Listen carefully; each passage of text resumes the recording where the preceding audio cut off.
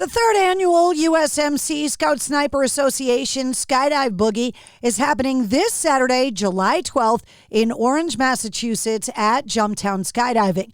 If you're a veteran or just want to come out and support our veterans, the event starts at 8 a.m. and you can get all the details on the concert and events calendar at mistresscarrie.com. The official Hogs Call after party is happening at Red Apple Farm in Phillipston later that afternoon.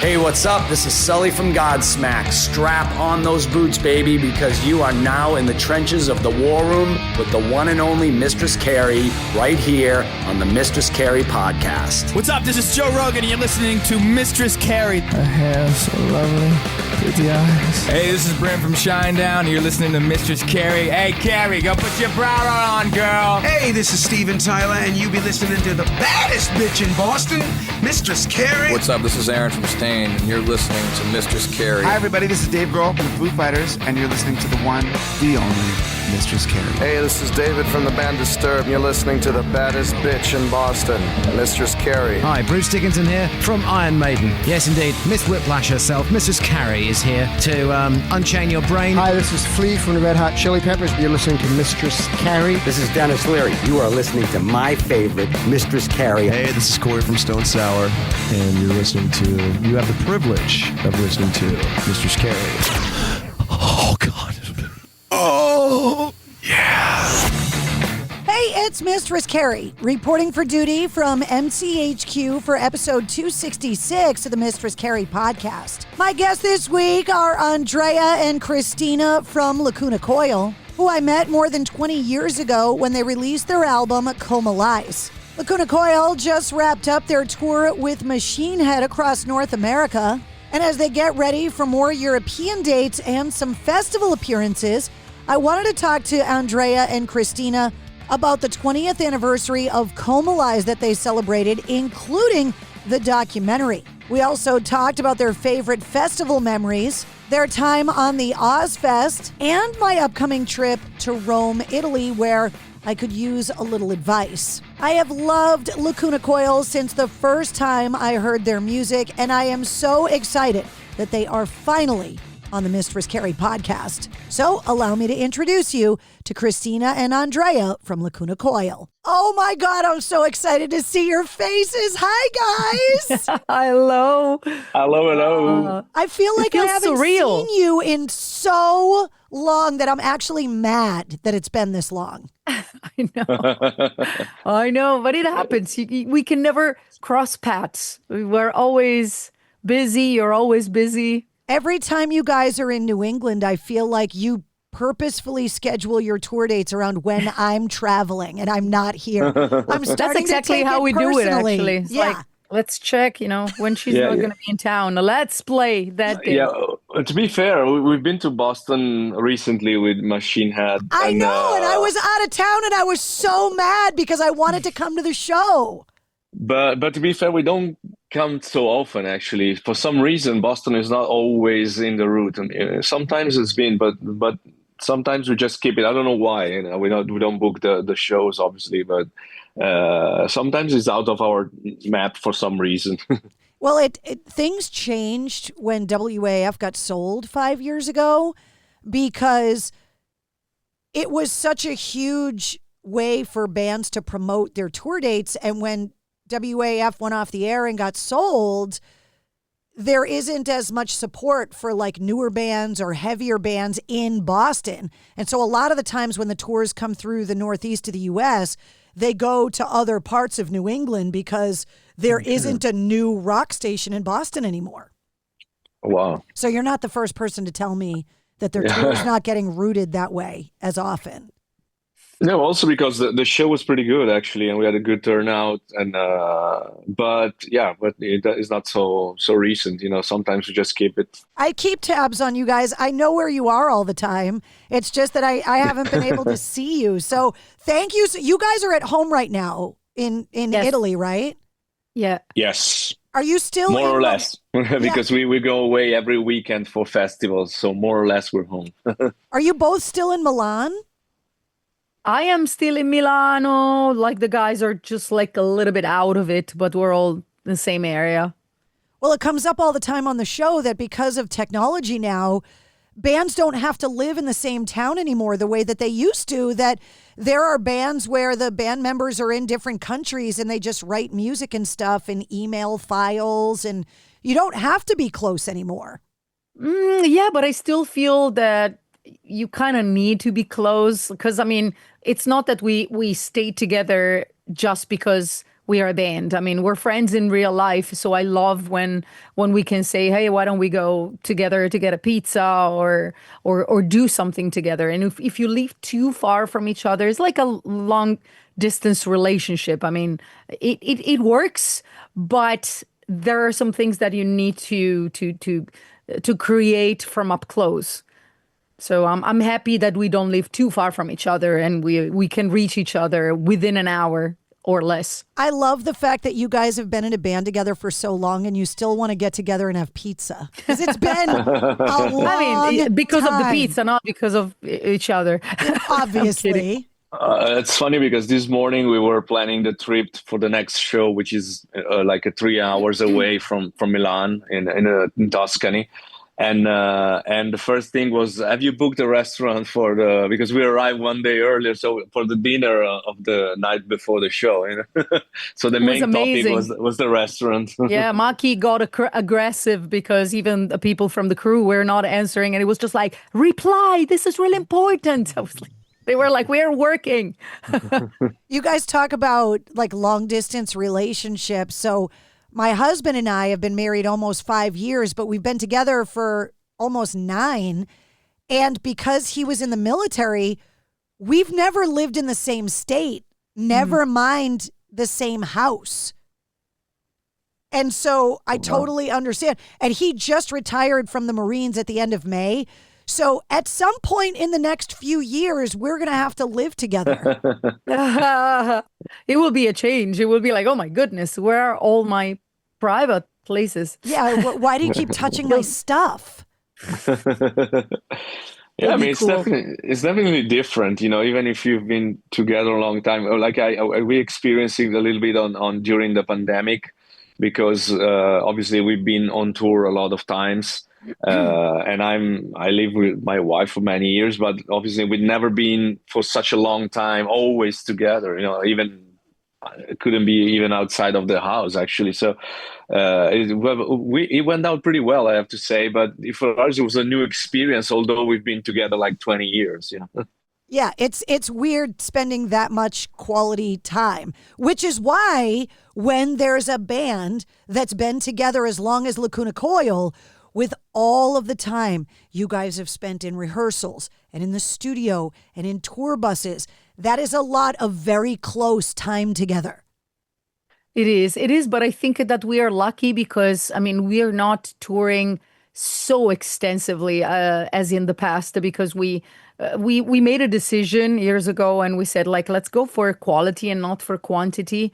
I mean, we can be sane and have a little bit of our quality time with our loved ones at home, and then spend quality time on the road with our loved ones in the band without going crazy, without getting angry or too tired. Because, I mean, even if we absolutely love what we do, you know how it is, you know, the life on the road is not for everyone. Because while you're on the road, things are happening at home and everything is surreal. Time flies by in a different way. So it's good for us to have this balance so much that when we are on tour, we enjoy being on tour, but we miss a little bit, you know, being home. When we're home, we're like, but we miss the road as well.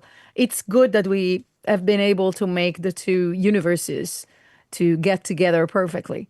Being married into the military, I know they're not the same thing, but the experience of the family being home, missing their loved one, and their loved one being away, knowing they're missing things at home, that part of it, the experience is the same. The jobs are completely different, rock star, military, but the experience of the family and the separation and the missing big things at home and then coming home and that reintegration of trying to figure out where you belong and what your job is and getting used to being in that environment again, those things are very similar. Yes, they are. They are. I mean, every time we come back, I mean, of course, we are in our houses with people that we know, but it's still, taking measures with normality. Yeah, for sure. Well, one of the reasons why I wanted to talk to you guys is I got this email a couple years ago in the middle of the night, because obviously it came from overseas. And it was an email saying that you guys were going to celebrate the 20th anniversary of Coma Lies, and that there was a bunch of video of you guys on my show in Boston when the album came out, and that they wanted to use the footage in the documentary that you guys were putting together to celebrate the 20th anniversary. And they were like, can you get permission so that we can use it? And I was like, first of all, it hit me like a bullet that it was that long ago. True. And then I was like, oh man, the station is off the air. Like, I don't even know how to get you permission, but let me see if I can find out. So I had to call my old boss, who still works for the company. And I was like, hey, is this okay? And they were like, yeah, sure, whatever. Tell them, yeah, it's all good to go. So I wanted to talk to you guys because you have been celebrating that massive anniversary for the album that exposed us here in the U.S. to Lacuna Coil. It's got to be so surreal for you guys to imagine that it's been that long.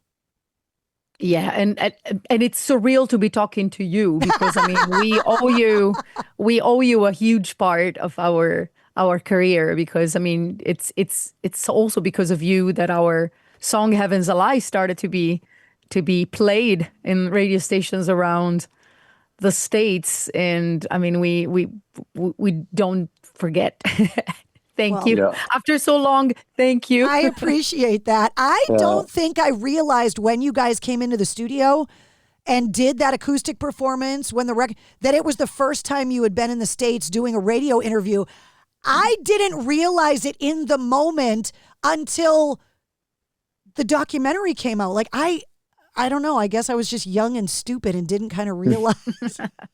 But to be fair, I think it was also the very first time we did an acoustic version of any of our songs, because we normally just play the electric set at concerts. And I remember that day before we came in the studio, we were rehearsing in the hotel room nearby. And I think it was the first time we were arranging something with acoustic guitars, and we didn't know exactly how to make it work, because obviously we used to do the metal version, and the way we songwrite is not normally starting from an acoustic part of the song, So it has been something completely new for us, and then we had to do it so many times later. But that time, I remember it was the very first time we ever did it. It's one of those things, I guess it's the ignorance of youth, that looking back at it, it was such a huge monumental thing. But at the time, none of us could have kind of imagined where Lacuna Coil was going to go in the United States that day. How could we have known? Not at all. Not at all. I mean, we felt that something was changing because we saw that there was a lot of interest around the band. But we were probably guessing, okay, it's the moment, it's the festival. We sound, different from the other bands.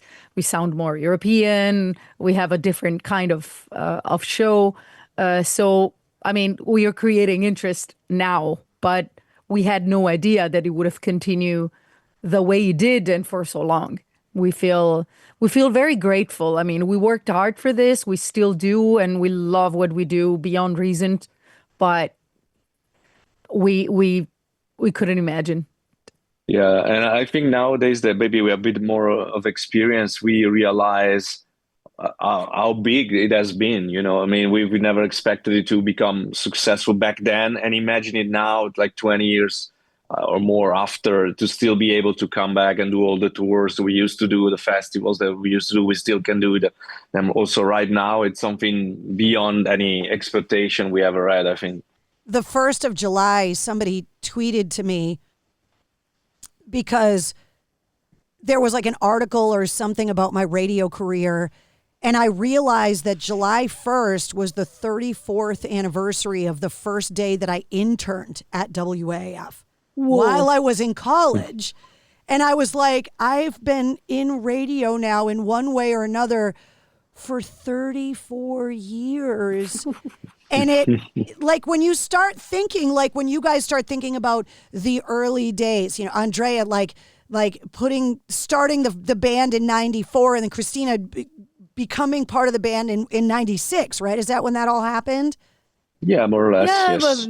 Yes. And so you go and you look back at everything that's happened, like, I just couldn't believe that it's been that long. And so from my perspective, the fact that I had any kind of part in your story is something that makes me so happy and so proud. To have like just a little sliver of the Lacuna Coil story is so cool for me.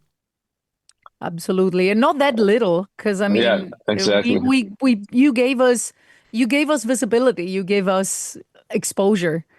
I mean, people didn't look at us, but would hear our music. And I think that, if I'm not mistaken, you were the one that thought that The Heaven's a Lie could be a good song to be played, which we didn't even think about, because, I mean, we like the song as every song that we put in the record, because we don't put out records with music that we don't like, but we didn't consider Heaven's a Lie as a single. We didn't think about it as a single. And I remember we were kind of like, we were surprised. I'm just like, okay, let's do Heaven's a Lie. Because I'm not a musician, so I have to just kind of imagine that you put this body of work together, you write all of these songs, and then you pick the artwork and you name the album and you put them in an order to tell the story on the record. There are plenty of good songs, great songs, in fact, that have not worked on the radio.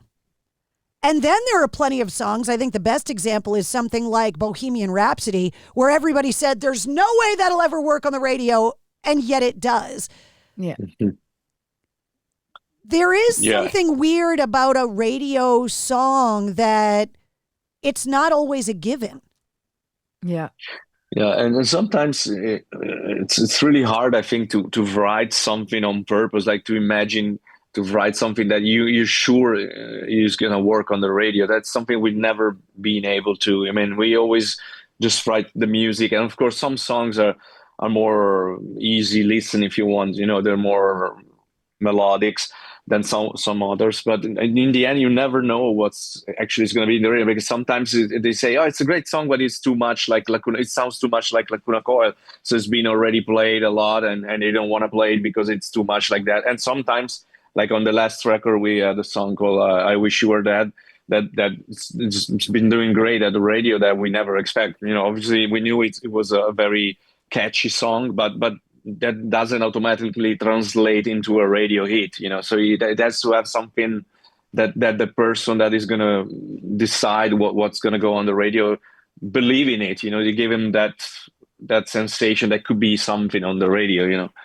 I like that, the fact that every song in every artist's career can have a different chance or not to have it, because if there was a recipe for the perfect single, all the huge acts would be, producing singles over and over again. Instead, even the most famous musicians are putting out songs that sometimes are failing, because in the end, it's the moment, it's people's taste that fluctuates and changes every time.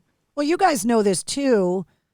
Rock music, rock, hard rock, metal, whatever's under that umbrella, there is a longevity of career, a loyalty from the audience that transcends a single that doesn't work as well or whatever. And I think if you're in pop music, and Andrea, like you're talking about, that you're purposefully writing a song to be a pop hit, to get on the radio, it's temporary, it's disposable. But in rock music, because you're not writing the songs to be a successful single, you're writing it because it's part of a greater body of work, or you're writing it just because it's what you want to write.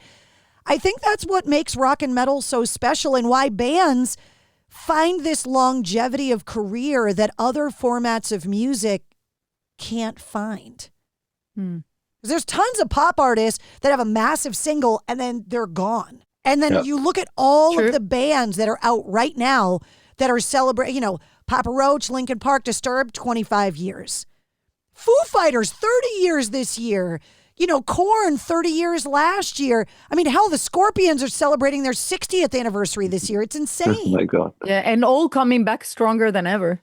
Just like calling like a lot of kids and, the younger generations, because they built a legacy. Right. That's what I'm saying, is that I think it's just coming from a more genuine, maybe emotional place that a lot of pop music where you're writing it, I think this will sound good on the radio. Because you feel part of a family. Yeah. Like when you listen to pop music, I mean, I listen to pop music as well, when I'm at the party or at the grocery store, and I'm like, okay, the song is okay, I can dance to it, but then the week after there's a new one and I completely forgot about the artist and the song. Yeah. It doesn't stay with me. It's nothing that I can attach to my life. Yeah, probably rock and metal for a lot of people is more of a lifestyle. It's not just the music. It's the music. It's the community. It's the look. It's the fact that you kind of get out a little bit of the usual social rules. So there's a lot of elements that makes it more than just a listener of music. I see it especially at big festivals. You see people camping there even before the concert and doing a lot of other activities together, and it's more of a sensation of being part of something that is not just a little bit of music.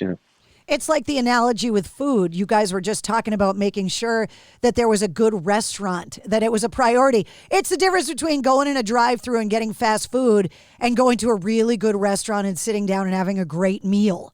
Oh, yeah. They're because both ingredients, food, but they're you can not use the the same ingredients and put them together in a different way that people don't like. Yeah. You guys will be back in the States. You're playing Aftershock in October.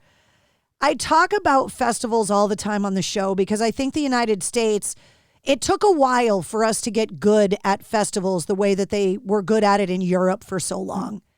And now the United States has got some great ones. Can you guys give me an example of a festival experience as a fan that maybe a festival you played, but because you were there, you had a pass and you got to go and see another band and had this amazing experience as a fan at a festival?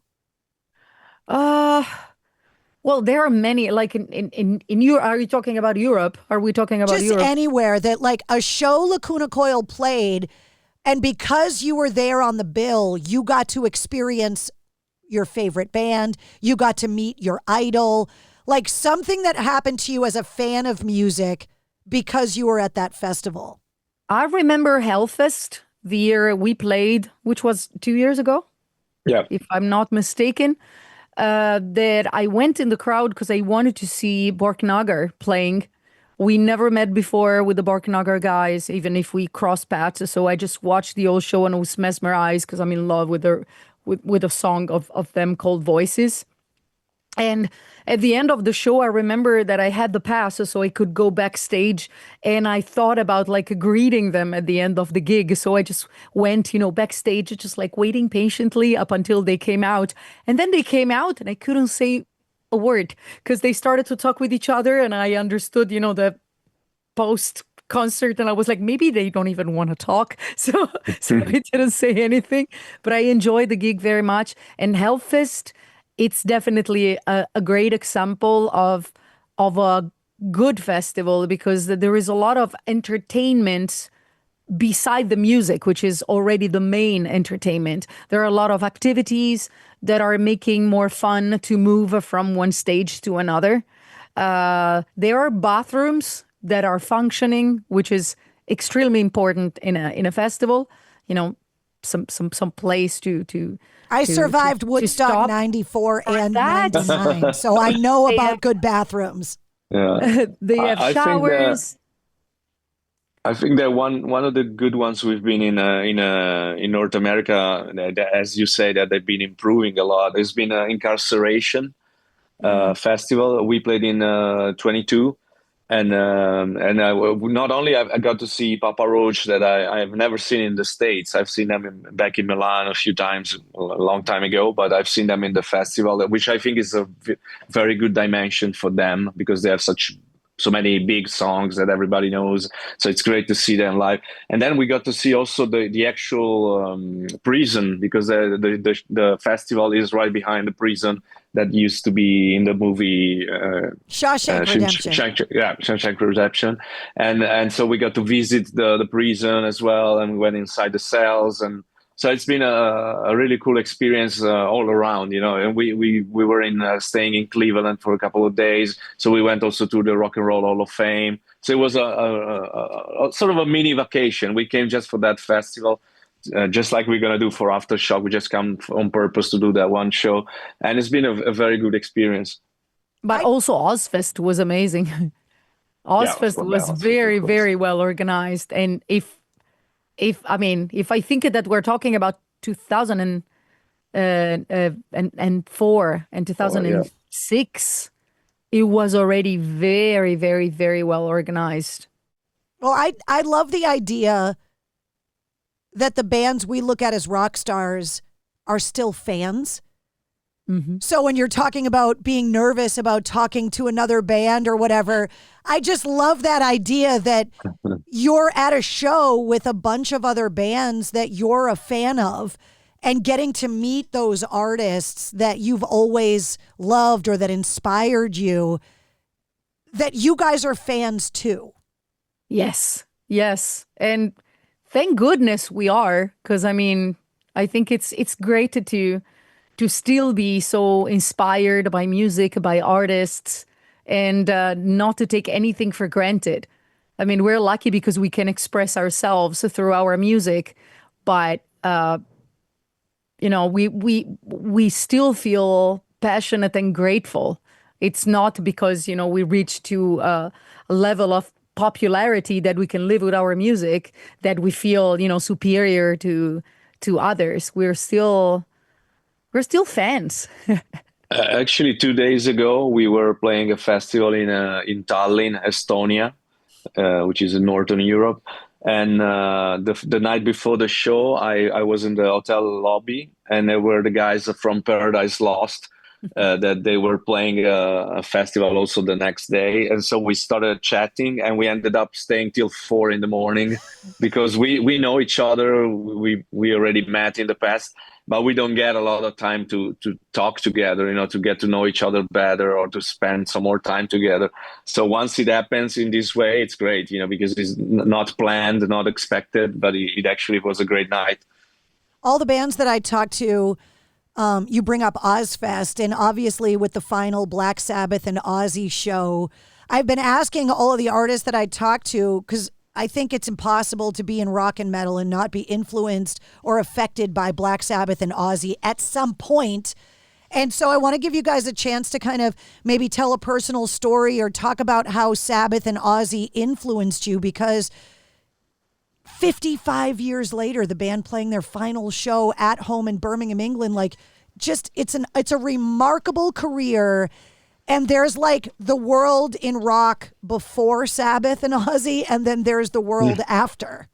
Well, my memories go back to Ozfest. It was such a huge honor for us to be there. I got the chance to meet Sharon and Ozzy because they wanted to know more about Lacuna Coil, because we have been picked up as a band for Ozfest by their son and daughter. And that's how that happened? Wait, hold on. Jack and Kelly picked you guys? I think Jack picked us. I think Jack suggested our name. That's the story that I know from back then. And she told me as well, so I don't think it's a made up story, because Sharon told me that. And I remember the magic, the aura around him that was already insane. And I remember that one night we even witnessed Black Sabbath with Rob Halford on The Voice, because Ozzy wasn't feeling really well that night, and Rob took the job and sung the songs. But I think they're part of history for the old metal scene. You know, there are songs that they're magic. I don't like the idea of Black Sabbath not playing concerts anymore after. It's like, no, I don't want to. I know I've been living with this hope that like Ozzy would make a festival appearance or get better and go out on tour again. It's like the idea that this is kind of it. Although I'm happy that he is getting that opportunity to thank the fans and say goodbye in that way. Yes, and rest. I mean, he did so much in life that, I mean, he deserves to rest. But I'm not good with goodbyes. Yeah. Another story I remember from Black Sabbath is still from Ozfest, because the first time we did Ozfest in 2004, they were the headliners in the original lineup. And so there was also Bill Ward, which I'm really glad is going to be part of the final show. And I remember every day we were going to eat, and he was always coming to our table and talking to us because he was a fan of the band. And I remember he told me he had a radio program on a college radio in California, and he was playing our songs all the time. And so we became friends. And I remember he came to our tour bus, and once our drummer got this new kit for the very first time, he was endorsed by a big company for drums, and he came and he set up the drums together with our drummer, and he tried the drums in the trailer, in the back of the trailer of our tour bus. So that was surreal, you know. That was the great part of Ozfest, the bands interacting with each other. I remember a lot of like parties and barbecues and moments in which the bands were staying together. I mean, I don't see this happening anymore. I see people secluding themselves a little bit more, unless there are areas in which you can interact, but not so many. That's pretty sad. Yeah, like that's the thing. When you look at Ozzy and Sabbath, right, there's a legacy of music and influence there. But Ozzy also kind of charted a new path when it came, for better or worse, with reality television, changing the culture with Ozfest. There are so many other influences outside of all of the amazing music that he made. And the Ozfest, especially that second stage, so many bands, that second stage culture was so tight, and so many bands graduated from that second stage to go on and be huge bands. Like Ozfest was a taste-making thing that if you got on the Ozfest and you earned a later and later spot on the second stage, and then you graduated to the main stage, it was like you made it. And I think it's hard to replicate that now. I don't know if it would be possible to replicate that again. Yeah, I wanted to ask you if you see somebody that could be the new Ozzy, but I don't think the times are there anymore. You know, I don't think it's the same kind of environment for music anymore, where you can have somebody becoming that kind of character. You know, I don't see it at the moment. There's different ways. I'm not saying there are other ways to make it happen, but not in the same, with the same impact, I think. There's only one Ozzy.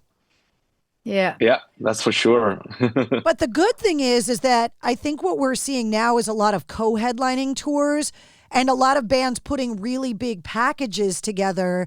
So it does still show that camaraderie does still exist in the scene, and all of the big one-off festivals that you guys are talking about, you know, Rocklahoma and Incarceration and Welcome to Rockville and all of these big festivals.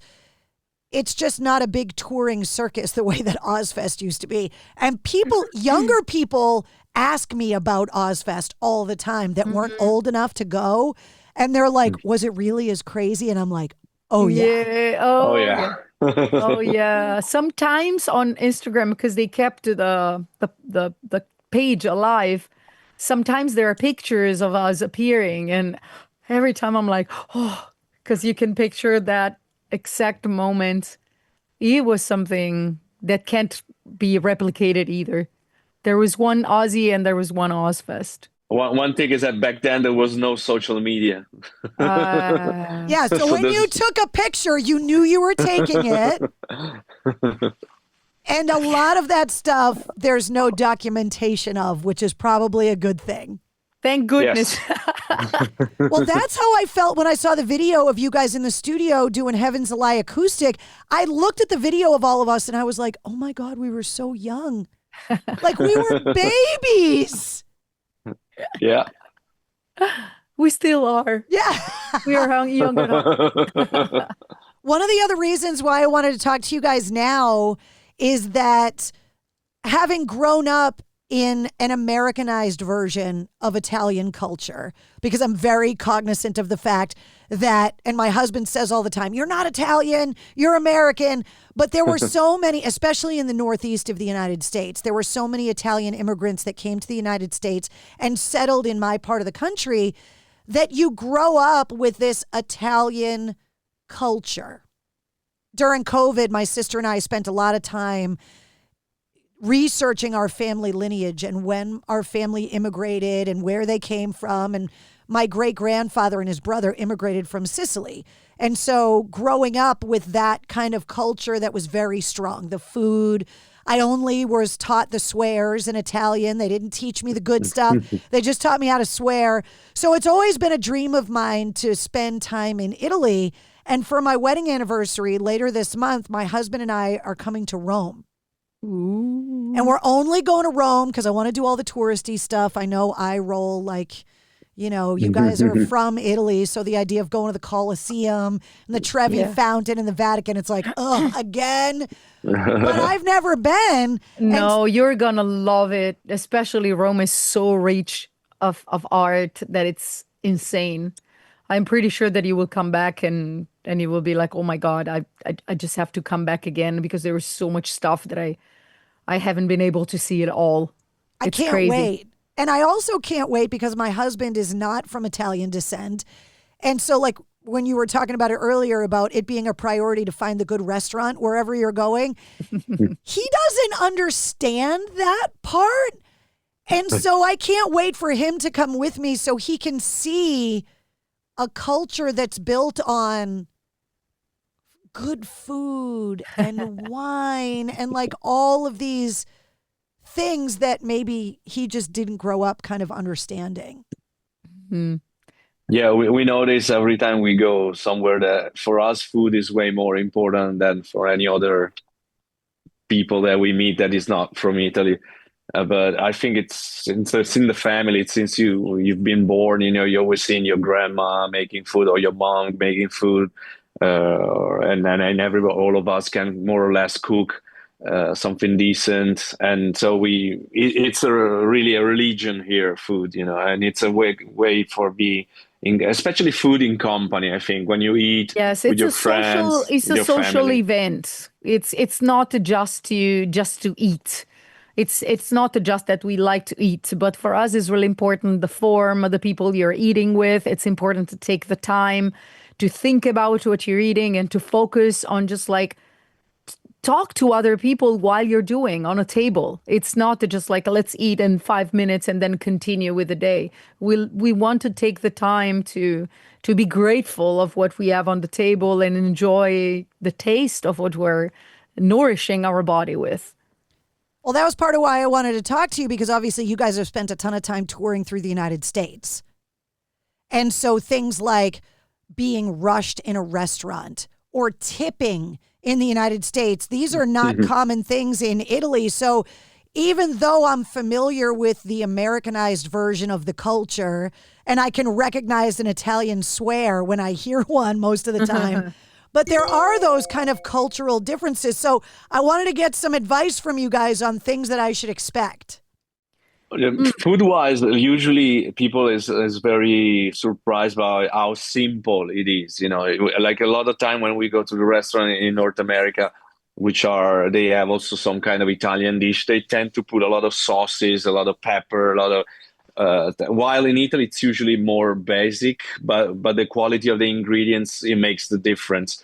And also, for example, a lot of times we had producers coming here working with us from the States and staying in Italy for a while, and they notice like our desserts, for example, are not as sweet as are in America, so everything is a bit more healthy and a little less extreme in the flavor. And then for the rest, I think you're just going to be blown away by all the things to see, because Rome can be really overwhelming because it's a big city, very wide. And there's a lot of walk to do. There's a lot of stuff to see, to remember, to love. It's quite overwhelming, especially if you've never been. Like I've been to Rome many times, and every time I go on vacation, I still have stuff I haven't seen when I was there previously. So there's a lot of inputs that are gonna come to you in a very strong way. And for food, try to avoid the touristic places. Like you will immediately notice the one. I mean, in general, they're all good. I mean, you'll find them all good. But usually if you go a little bit out of the center, you will find good stuff. That's what I want. I want the mom and pop places. I want the family owned places that aren't for the tourists. I want the real experience. Yeah, now it's easier because you can look up online and see the reviews. Well, we can give you a couple of addresses in private for restaurants. Oh, I want the suggestions for sure. I'm taking a pasta making class while I'm there because I want to make sure that the way I make it is the right way. Is the right one. Yeah. But I have heard that about taking the time that Americans, that there's a learning curve sitting down at a restaurant because they're not going to rush you out of there, and that you're not annoying them by staying and enjoying your meal and talking, that pressure for them to turn the table around and get more people in is not the way in Italy that it is in the United States. It depends which restaurant, because some restaurants have different, how can I say, they split the evening in like two twice. shifts. Usually it's 2 shifts. I couldn't find the word. But they usually tell you, like if they do, they will tell you, yeah, you can come in, but only from 7 to 9, because after 9 there will be another group of people coming. Yeah. So but that's usually the very touristic place that have a lot of clients, because obviously Rome is one of the top destinations for tourists, so obviously there's going to be a lot of people. But if you find the right places that are less touristic, as Christina suggested, then you can stay with them all night. There's no problem. It's better to make a reservation and call just like. There are some cities that are famous for not being welcoming to Americans that don't speak the native language, like Paris, that get very frustrated if you don't speak French. Because I can't speak Italian and I can only swear and bastardize Italian, am I going to be okay? Just do this and curse, with the hand and curse, so they will recognize you as Italian. So it's just like, yeah. I send that emoji to my husband all the time of like the hand gesture. And he's like, what does that even mean? And I'm like, forget it, babe. You just don't get it. Yeah, but you'll be fine. It's going to be very easy to walk around Rome. There's no problem. Even if you speak English, it's fine. I'm so excited knowing that Rome has so much. That's why we're only going to Rome. This is not going to be my last trip to Italy, but I just wanted to really be able to like spend good time there. But I do have plans to come to Milan and to come back and really start, spending time, because like I said, I did kind of grow up as that being my dominant culture, even though it was in the United States. So I'm coming to your hometown eventually. Oh yeah, you'll fall in love. You might not even go back because you want to see more. It's just like, whatever, If you're coming to, but I'm gonna stay here for 2 months. If you're coming to Milan, I'll be your guide. I'm gonna take you up on that, because when bands come to Boston and they get a day off, which happens every now and again, that I take them on the Mistress Carrie tour of Boston, which I promised you guys 1,000 years ago. And I have not taken, and you have not taken me up on it yet. So I'm recording this right now. When you guys come to Boston next, I want to know ahead of time. I'm not going to leave town, I promise. And we're going to go out and I'm going to show you my city. And then you're going to return the favor when I come to Milan and you're going to show me yours. Done deal. And Andrea is really good as a guide because he knows a lot of stuff and knows a lot of places. So highly suggested. 5 stars. That's how I am in Boston. 5 I know stars all of the on stupid internet. little trivia things and all of like the weird little things that nobody else knows. Exactly. My brain is filled with those pieces of information. All right. We'll send you a list of what to do in Rome. I got it recorded. We're going to swap tours. I'm coming to Milan. You guys are going to come back to Boston, and we're going to do touristy stuff together. Yes. Guys, Deal. It was so good to see you guys. Tell me before I let you go what's next. I know you guys are coming for Aftershock. Aftershock. Yeah, then and before the end of the year, we have a European headline tour with Non-Point as a opening band. I love Elias and the guys. Those guys are so great. They're awesome. Yeah, they came to one of the American shows to say hi. They're amazing. So we're working also on some more dates for North America before the summer. So we probably, as soon as we have the full package with the bands and the destinations, we're going to announce it, obviously. Awesome. Well, hopefully the next time that you're around, I'm not going to be traveling. I was so mad that I missed the date on the Machine Head tour. I was so angry that I wasn't around. Next time. Next time for sure, I promise. I love your glasses, by the way. Oh, thank you. My husband. I've been looking at them the whole time. I was like, oh, these are awesome. Did you ever see that Charlie Sheen movie, Major League? The movie about that? Yeah. These are the Wild Thing glasses. Okay. Connect it. I've seen it a long time amazing. ago, actually. Yeah. These are the Wild Thing glasses. Guys, thank you so much. I know that you're home, so I appreciate you taking some of your home time to catch up with me. It was so good to see you. Thank you. Pleasure to see you. As well. We missed you. We miss you too. And I will see you soon, I promise. Yeah. Ciao. There they are, Christina and Andrea from Lacuna Coil. If you want to check out that Comalize documentary, I've got it linked in the show notes of this episode. You'll also find the link to this episode's corresponding playlist. I make a playlist for every full-length episode of the Mistress Carrie podcast that features all of my guest music and all the artists and songs that we referenced in the interview. You'll find Christina's links, Andrea's links, the Lacuna Coil links, and of course, the Mistress Carrie links too. If you liked what you heard, don't forget to like, follow, comment, share, and subscribe to the Mistress Carrie podcast.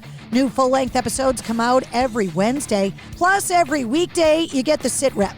The Situation Report gives you all of your rock news, music headlines, and entertainment updates in about 5 minutes. And you never know when we're going to release a bonus episode.